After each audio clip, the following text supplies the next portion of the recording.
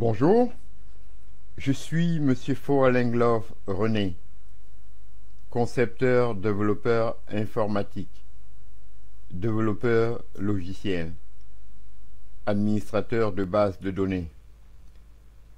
Aujourd'hui, nous allons étudier qu'est-ce qu'un service en ligne.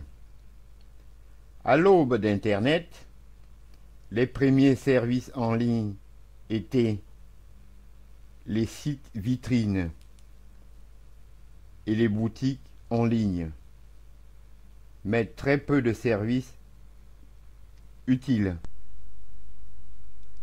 Puis, les technologies évoluant, de nouveaux services apparurent, comme les services de messagerie en mode web.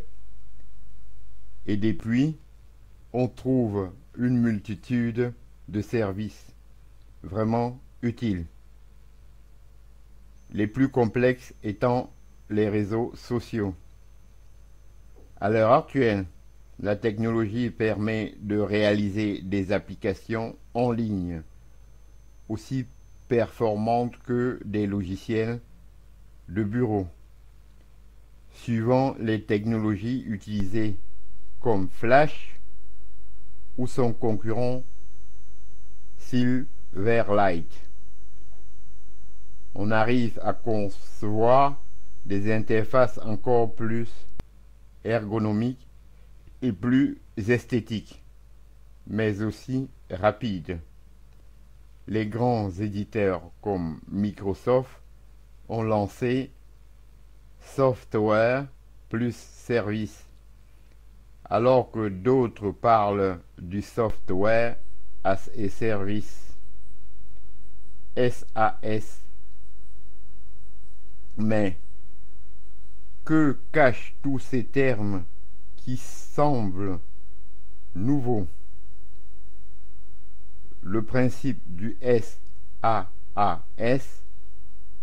est de proposer des logiciels traditionnels sous forme de services en ligne, c'est-à-dire comme une interface web. En règle générale, les fonctionnalités sont moins importantes. Le software as service, quant à lui, couple les deux types de logiciels traditionnels tels que Game Office et le service en ligne tel qu'Office 365. Interface,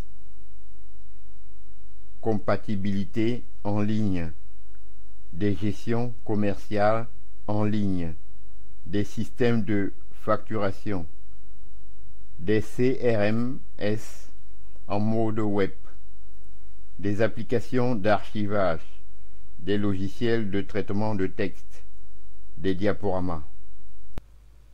Des applications traditionnellement conçues pour être installées sur des stations de travail qui maintenant sont conçues en mode client-serveur, régis par les protocoles HTTP et qui doivent soutenir des milliers d'utilisateurs en simultané.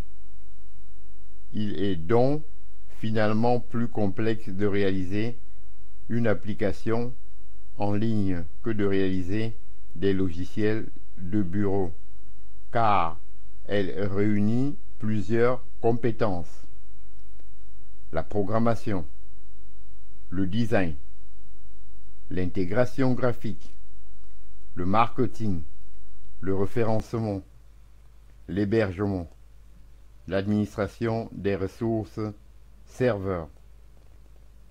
Les difficultés des services en ligne.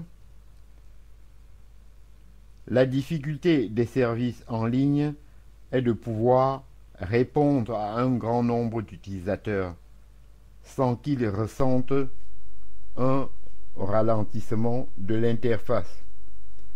La qualité du service doit être la même en dépit de l'accroissement du nombre d'utilisateurs. Pour répondre à cette problématique, on voit apparaître pléthore d'offres sur l'informatique, dans le nuage que l'on appelle le cloud computing.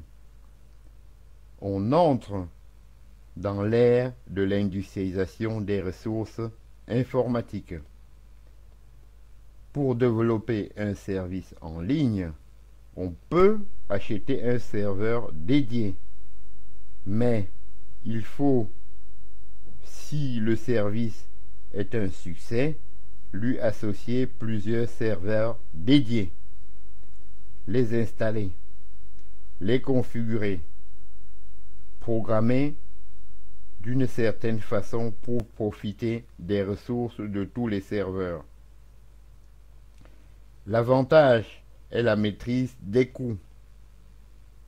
À l'inverse, le cloud computing permet d'attribuer des ressources à votre service, suivant le trafic consommé, en entrée et en sortie, mais aussi suivant le nombre de processeurs et leur consommation, quasiment en temps réel.